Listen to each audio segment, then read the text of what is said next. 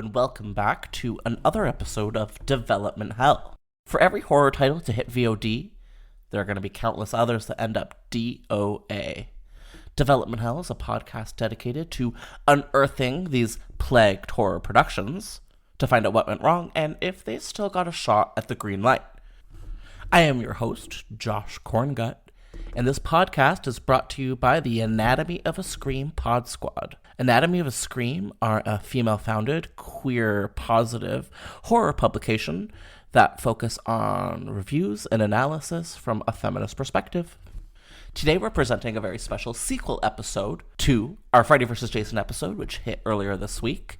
For this sequel episode, we're going to have an interview with filmmaker Justin McConnell. Justin is a filmmaker located in Toronto, Canada, whose previous works include Life Changer in 2018, and this year's documentary, Clapboard Jungle, which is played at Fantasia Film Festival, Sitges Film Festival, and a lot of others. Today we're going to be talking to Justin about how he feels about Freddy vs. Jason 2, and to dig into his own personal development hell, to find out if there are any projects that he had to leave behind, and if there are any dream projects that could be waiting for him in the future. All right, thank you for listening, and enjoy this interview with Justin.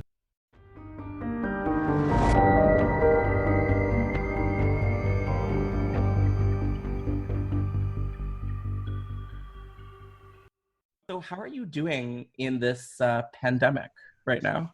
I oscillate between losing my mind and keeping it together, like I'm sure a lot of us do.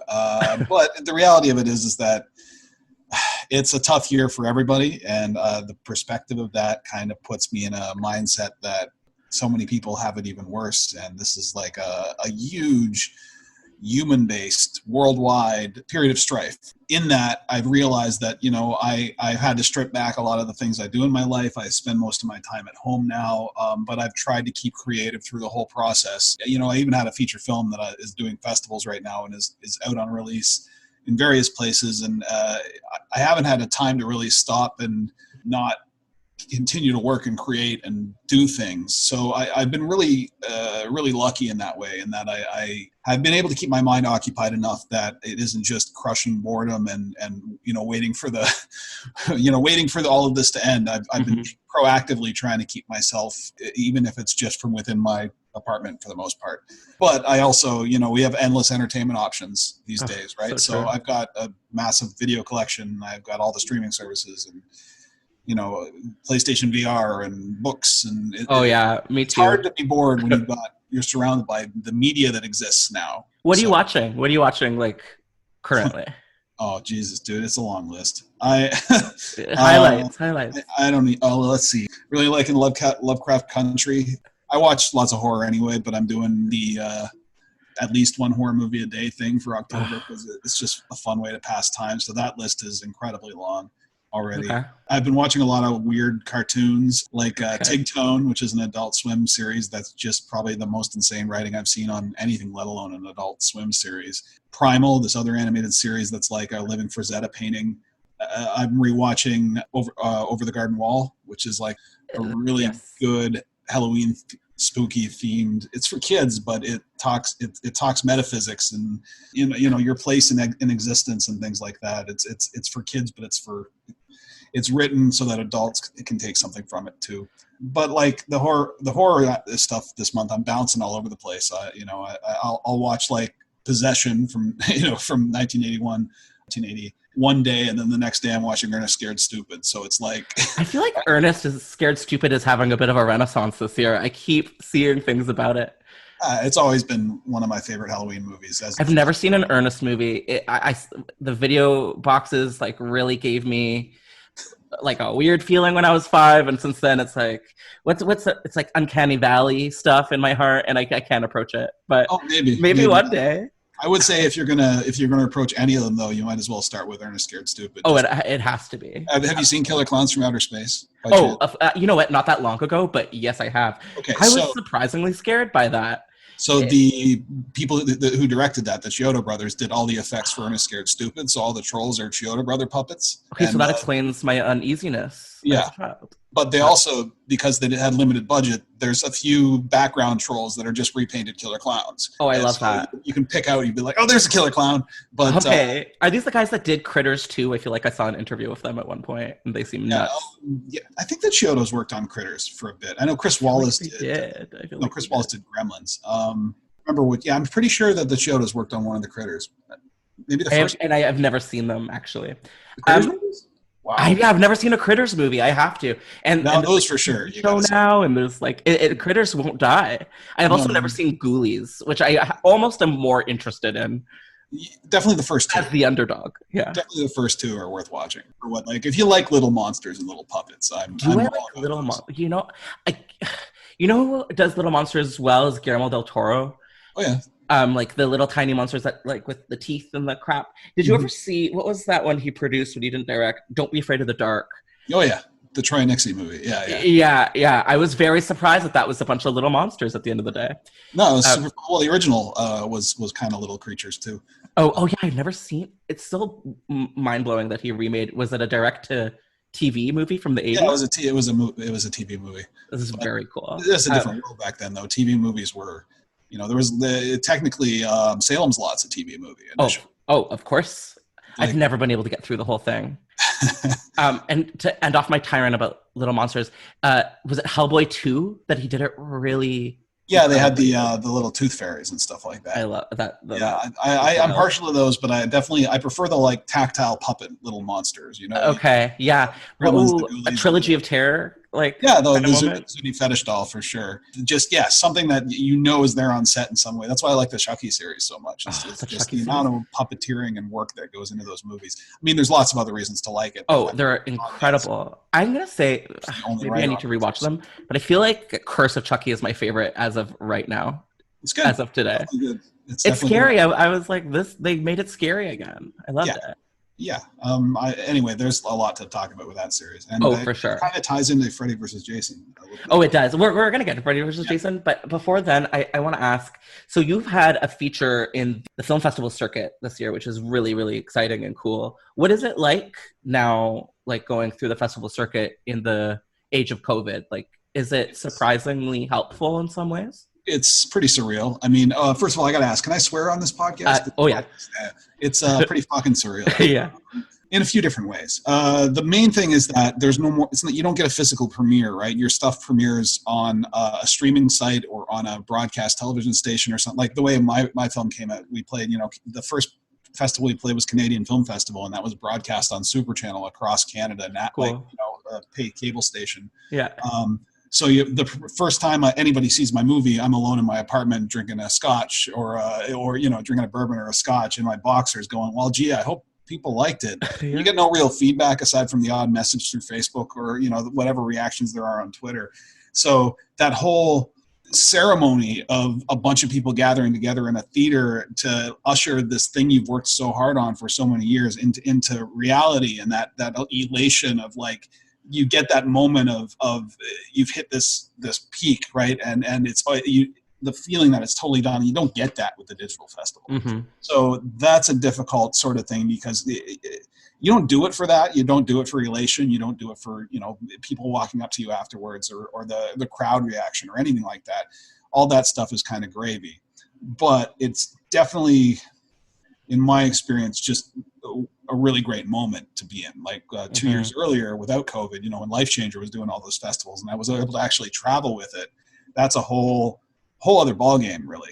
That's one side of things. But that festival in particular came with a broadcast sale from Super Channel that pretty much covered the entire budget of the movie out of the first festival. So it's in this specific case, it's you lose some things, but you gain something else because the opportunity was there. And then we did Fantasia and Fright Fest, and it's great. It's playing, and you get your press and you get your feedback. But again, I'm just in my apartment. It's the same. It's playing Citrus right now, which is a festival that I've wanted to go to my entire for the longest time. That's so cool. Important genre festivals. I'm in my fucking apartment, so I'm doing this great festival tour. I can't go to any of them. I mean, it saves you the plane ticket to Spain. It saves you the travel for sure, but I want to do the travel. But I gotta admit, that's a very privileged position to be in. And even the filmmakers who are successful, not all of them get to travel with their stuff. But when the opportunity is there, it's nice. And it's just a little weird to do all of it remotely through screens. Oh no, totally. Even the Q&As, it's like, who's tuning into this? I can't really tell because you can't, if they are. But you know what? Next time you'll be able to travel, and you may be one of the only cycles that get to experience it like this. Hopefully. Yep. So well, it's also cool. It's led to further sales, and like some of the festivals do rev share. I got picked up by I can't talk about it yet, but a pretty major company for a lot of territories, and I think that came out of just because of the scenario we're in right now. It's like, can you tell us a little bit about the feature that you've got out there right now? Clapboard Jungle is a survival guide for the modern independent filmmaker is the goal for it, kind of. I kind of just, starting in 2014, I was in a bit of a slump, and I knew it would be a while before I'd get any other movies made. So what I did was I bought a cheap camera and some audio gear, and I decided to start self-financing and self-shooting a documentary in my spare time.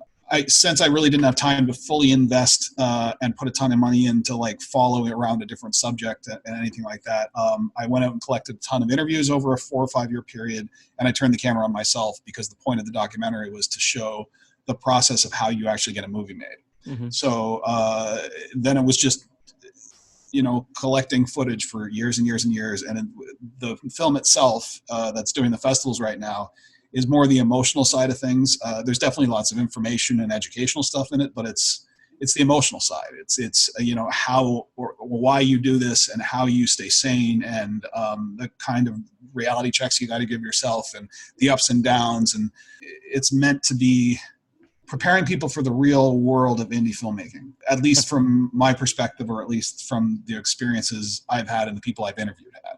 Everybody's experiences are going to be different, but I feel like there's some universal truth to be taken out of what is in the film. But then beyond that, we're working on post-production right now on a TV series version, which I'm not part of the story anymore. It's just the talking heads, and every episode is a specific topic, and it's meant to be like a film school in a box. Cool. So that's kind of what I did. But, at my heart, I make horror movies for the most part. I make other things, but I'll probably always keep coming back to horror. I love when people totally accept the fact that they're horror filmmakers and there's no apologies to be made. I'll put it this way. Horror is probably going to be my home base, but I am going to take flights out of it from time to time. Have stories that aren't horror that are in me. They're mostly dark and weird, but they're not necessarily horror all the time. Horror can mean so many things. Not everything I've made has been horror either, really. Beyond the documentaries even. Like Broken Arrow was like a drama thriller kind of thing. Well, I was going to ask you if you consider yourself a genre filmmaker, but I kind of think I get a sense of what you mean by that. I'm not going to go out and say like yeah, exactly. I'm not just a genre filmmaker, but I definitely think that that's what I'm going to be most known for, because it's what I'm going to be focusing on the most. The majority. At least at this point, that's the way I see it. I just wouldn't want to go forward and say, "Oh, I'm horror filmmaker Justin McConnell." It's like, because they will pigeonhole you. Business will do that because that's what last success was. It's the biggest names in horror. A lot of them got pigeonholed, right? The Music for the Heart. Really the Wes Craven. Someone really famous was supposed to be in that. I was just reading, and I totally forget. Madonna, maybe, or whatever. Yeah, I think wasn't she? No, it was like Meryl Streep or something. Meryl Streep. Yeah. No, I think she's in it though. I think Madonna was meant to be. Anyway, I can't remember entirely. But George Romero was trying to get a movie about rhino. Was it rhino or elephant hunting? Anyway, he was trying to get for years. He was trying to get this thing made. Nobody wanted to finance it. You do get pigeonholed. Okay, really pressing question. If you had to pick Nightmare on Elm Street or Friday the 13th franchise, where do you lie? Nightmare on Elm Street. Elm Street? Yeah. Thank God. I mean, there's a surprising number of Friday the 13th people out there, but it's got to be Elm Street. The creativity, it's scary. It holds up in every regard.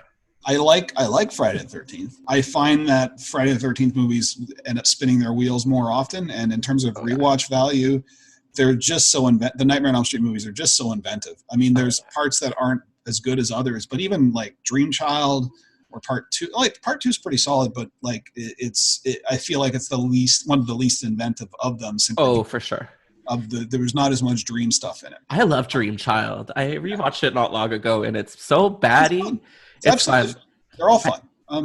Freddy's dead. Every time I watch it, I think, how bad can this be? Yeah.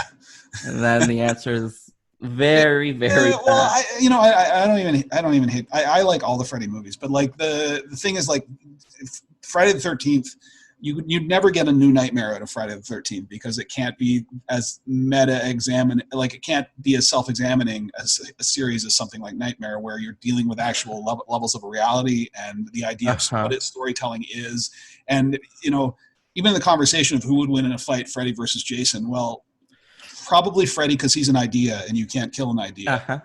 Jason's some kind of an entity, whether you go by the Jason Goes to Hell rules, where he's a body jumping little demon monster, or he's just some like unkillable zombie. He'll keep coming back, but he's a physical entity, and Freddy can live on in one thought.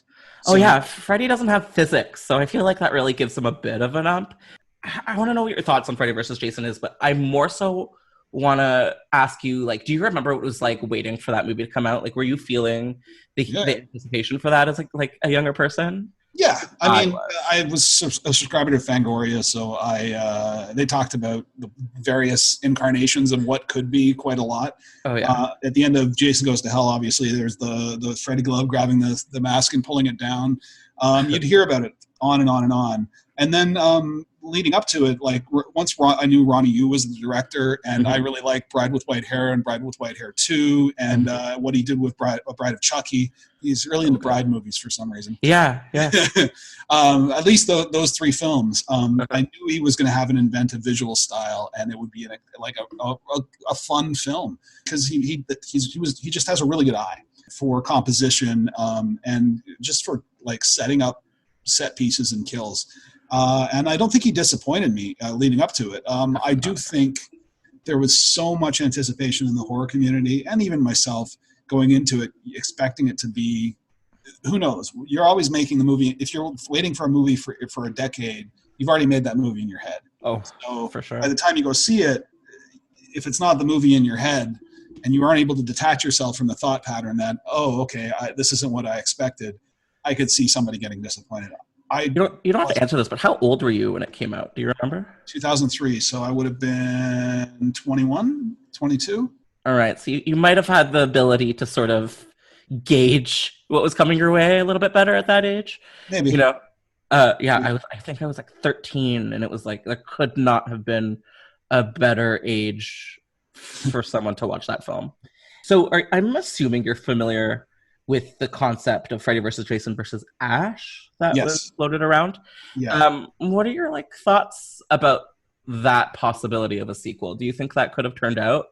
I mean, it would have turned out as a fun exercise in genre mashups, like bashing toys together kind of thing. I'm sure the movie or the comic that actually, I think that did happen. It did, yeah.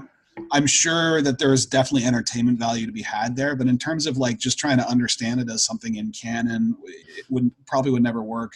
And like Ash, at the end of the day, he kills deadites and stuff, and he kills, he's fucking survives. Mm-hmm. But I don't know how he'd do against an unkillable tank of a human being or like zombie and a dream demon at the same time.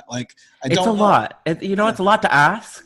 He's been through a lot. Apparently, some of the character archetypes that ended up on Ash versus the Evil Dead were in the treatment for the film, which I think is kind of cool. I could see that interesting. That could be, yeah. Did you watch that show? Oh yeah, I love that series. I kind of wish there was a fourth. I'm actually happy that it got 3 seasons. I think that I'm grateful that. The thing is though, if you in terms of Evil Dead lore, Army of Darkness, the UK ending, the original ending, he oversleeps by 100 years and he wakes up in the post-apocalypse, right? And the whole thing was going to be set up as if there was an Evil Dead 4 based on that ending, would have been like post-apocalyptic Evil Dead. So Mad Max meets Evil Dead, and then the third. Spoilers, by the way. The third season of Ash vs. Evil Dead ends with post-apocalyptic Evil Dead. So we're never going to get it. Yeah. Twice they set that up, and twice we're not getting it. That's kind of poetic, though. Yeah. It's kind of beautiful. It fits the series, that's for sure. But I remember seeing that original, because I subscribed to Fangoria, and in the back of Fangoria, there was a Toronto-based VHS seller called Video Vortex that I used to order from, probably in the late 90s. And what they would sell would be bootlegs, but not necessarily, but like dubs, VHS dubs of the uncut international versions of the movies that didn't have copyright because they were work prints and unfit. So the first time I saw that original ending of Army of Darkness was on a Japanese VHS bootleg of Captain Supermarket, which is the Japanese title for Army of Darkness. So I imported this thing. You send away, you wait 6 weeks. You basically fill out a form. You have to call them. They mail you a form. You fill out the form. You mail it to them, and about 6 weeks later, you get your tapes. It makes it so much better than just being able to go to YouTube. Oh yeah, so much more rewarding. I first saw like Henry Portrait of a Serial Killer and Brain Dead, which is Did you know that Henry Portrait of the Serial Killer, the director, I think it's John McConnell? Yeah, did you know he was in serious talks to direct Freddy vs. Jason back in the 90s? Oh yeah, where they were seriously considering making it like a courtroom horror movie, like where they put Jason on trial for the murders. There's been a number of courtroom Freddy and Jason movies in the pipeline that I don't understand. They gave us that ending of Evil Dead and then pulled it away twice. I didn't even know that existed. I have to find that. I love it. It's on the newest Scream Factory Army of Darkness Blu-ray has that ending. And I think the bootleg edition, the old DVD that's looks like brown paper of Army of Darkness, that has it as well. I remember that. I also remember some early DVD edition where they made it look like the Book of the Dead. And I remember being an first, I have that on my shelf for the first DVD. They did it for Evil Dead 2 as well, though. That was so wild. So to shift a little bit, do you have any long-running franchises that you're particularly drawn to in the horror world? Maybe ones that are get a little bit less airtime than Freddy or Jason? Phantasm. One of the great unmade scripts was the Roger Avery Phantasm script. They just couldn't get the money. Roger Avery did a Phantasm script. Yeah, but it was much bigger budget. It would have taken place after Phantasm 4, and a tiny little bits of ideas for it ended up in Phantasm Ravager. This thing called the Bag Plague, which essentially was a disease that was going around the world. And if you got infected with it, your head swelled up and exploded, and then shrapnel, pieces of your skull, flew and drove into people all around them, infecting them or killing them. And that was part of the Roger Avery script. Wow, relatable, actually. Yeah, exactly. But yeah, Phantasm for sure. I'm pretty partial to the Tremor series, all of them. They're so good, and they keep coming. Yeah, they keep. But even for all the direct-to-video stuff, they've got a pretty consistent quality to them. I love a quality direct-to-video moment. Yeah. That's why some of those wrong turns do exactly what they're supposed to do. Some of them, yep. Yeah, yeah. Chucky, I mean, I like pretty much. Oh, those just get better, and here and there. Those are good. Well, I mean, even the weaker ones of the series are still highly watchable to me. What are the weaker ones though? They're just so. I feel they're all good. I think part 3 is a little dry. Okay, yeah. Part 3. I like it though. That was the first. I think that was the first Chucky movie I saw as a kid, and I did like it a lot. But rewatching brutal. There's a garbage truck death on that one. Yep. That sat with me. Oh, it's good. It's just I think after the high of 2, which I think is probably the best in the series. I mean, I say this knowing Don Mancini and having met Tom Holland and hoping that they don't hear this podcast and go, wait a minute, you like 2 better than 1. Oh, they will. No, they won't. And I think it's just more the visual style and what Chucky is coalesces much tighter to me in 2 than part 1. But 1 is, obviously a horror classic. But I just like that every single Chucky movie is the same writer, and they get more and more queer as they go on. They're the queerest horror series by far. I'm not personally LGBTQ plus, but I have to appreciate that how forward thinking they are and how embraced they were by that community. And even they were so early to talk about trans issues. Mm-hmm. I don't know how, I don't remember if they did it well or not, but I remember being surprised that in 2005 they were doing it.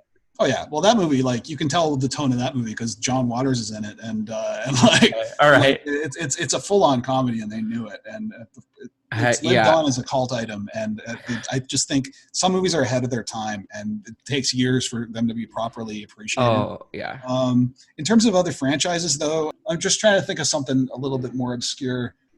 I like the whole Dead series a lot. That's not obscure, but the George Romero's entire. Yeah, people don't go to it in the same way that we go to some of the other ones. No, but I think they're headier movies for the most part, and they're not.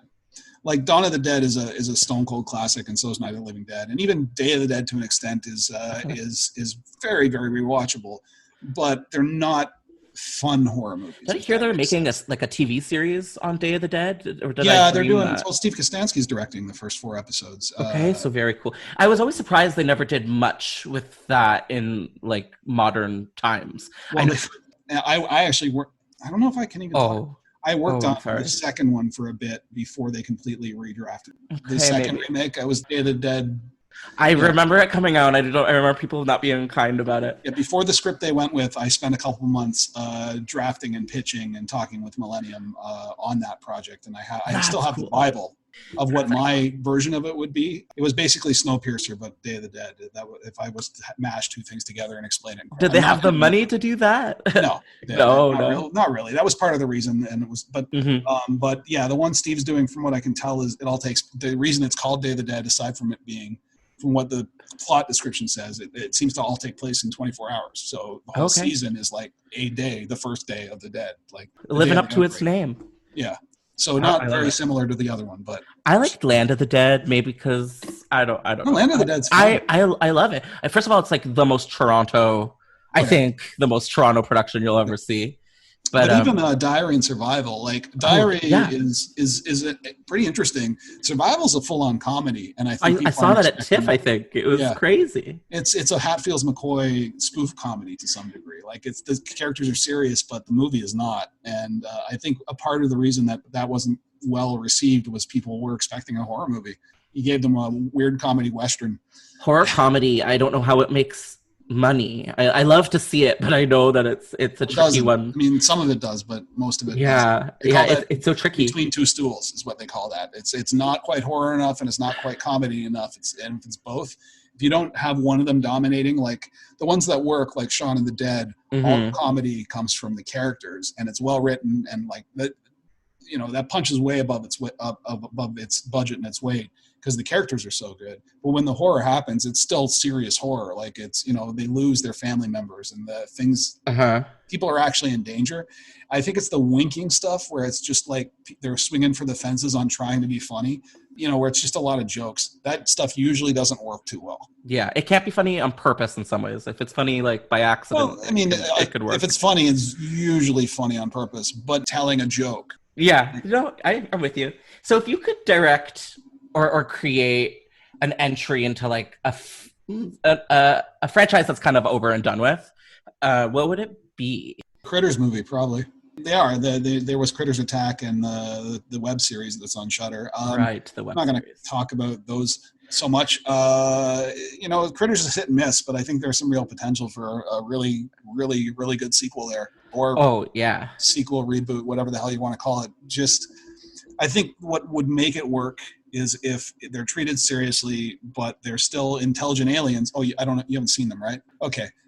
The thing about Critters that makes them special to me is that they are highly intelligent aliens with a language, and they can talk to each other, and they can plan, and they can manipulate. They're like gremlins, but more intelligent. So they can manipulate tools. They fucking fly spaceships. So really, and the other side of it is there's bounty hunters in the movies that are shapeshifters that like try and take down the critters. So those two elements, if treated kind of seriously, could make a really cool movie, as long as you don't lose the charm of what of the puppets of actually making like what they actually do. What if they're like, okay, we're gonna let you create a new Critters movie, but it has to be CGI? What would you do?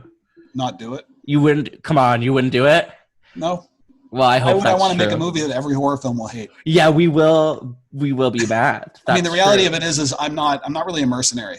I'm still pretty early in my career, and I know it's dumb to say this, but there are certain things that you have to stick to your guns on. And if I know going into something that I'm going to make something that everybody's going to hate anyway, and it's just going to damage my career, why would I do it? I'm with you. I'd like to say I'm the same way, but I have never seen, like a big check before, so I feel like I don't know what I would do. Well, I feel like it wouldn't be that big a check ultimately, because like at the level you could get like in an ideal world, and it's an actual like solid budget. That's one thing. But like to get a Critters sequel done, it would probably be on the Sci-Fi Channel level. For sure. You make decent money, but it would be a year's wage, which is great.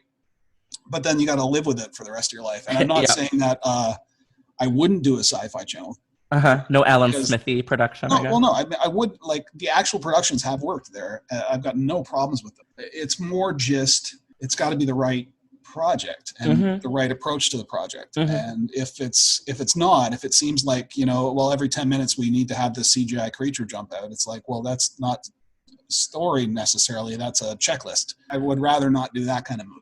And you can smell that from a mile away when people are not passionate behind a project. I don't want to just pump out a product. So if I was ever involved in any of these franchises, I would want it to be as good as it possibly could be. Do you have any like specs that you've been sitting on that you may not be made and we can know about? Not for franchises, no. Okay. Like the only stuff I've worked on is like of franchises or of other IPs that I don't own. Is that brief amount of time I was working on Day of the Dead. I worked on Coffin Joe, which they were going to do a US remake. I can't talk about who was in it or any of that, but I was on that and drafting treatments and stuff like that, and back and forth with the producers for a while on that one. So are some other people I know. That I'm not going to go into all the details there.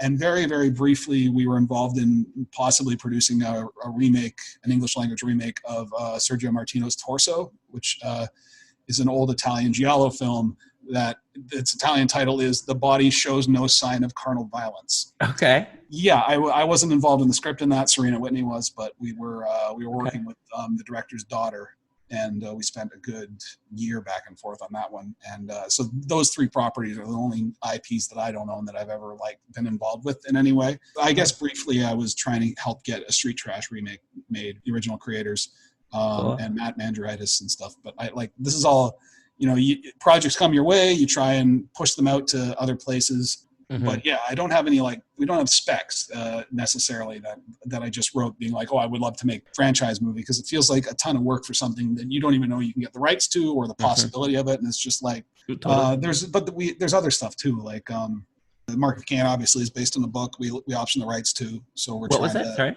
Mark of Cain. It's based on a book called Cain, written by Michael Prescott, originally published under his real name Douglas Borton. But we've been trying to get that made for almost 5 years now, maybe longer than 5 years. Yeah, we optioned it in 2014. So oh god, it is 6 years. Well, we were supposed to go to camera earlier this year, but and we were in casting in January when COVID hit. It seemed like it was going. I don't know if it will. Speaking of adaptations, do you have any fantasy adaptations? Books, you mean? Yeah, anything really. But yeah, books specifically. Yeah, I'd love to do Dean Koontz's Darkfall. I think that'd be a really fun movie. What's that about? So I don't know that one. I really like Little Monsters, I've said before. Darkfall is about a mob war, and one of the various factions is into voodoo and dark magic. They basically summon a bunch of these imp-sized demons to go and kill. And it's an investigation thing, because it's like these crime scenes are just insane, and you have no idea why they're so fucked up, and then you realize it's all these little tiny fucking imp demons that just tear it's people always apart. The tiny demons that do the biggest damage. Yeah. Have you read Intensity? It's the only Jim. Yeah, I've read it. There was they a did do TV a movie of Intensity. I think Stephen Dorff or Stephen Baldwin was in it, one of the two of them. One of the Stevens. I just remember it being very similar to the plot of High Tension, and I was really suspect. It is. Darkfall for sure, and the other one is Dark Harvest, but that's being made by David Slade now. It's a great book, though. Hell of a book. We tried to get the rights. All right. Well, this has been super fun. I feel like I've held on to you for way longer than I said that I would have. Oh, well. But I really appreciate you being our first guest and everything. Thank you so much, and enjoy the rest of the pandemic. Okay. Oh, I will. You will. Sweet. All right. Well, bye for now.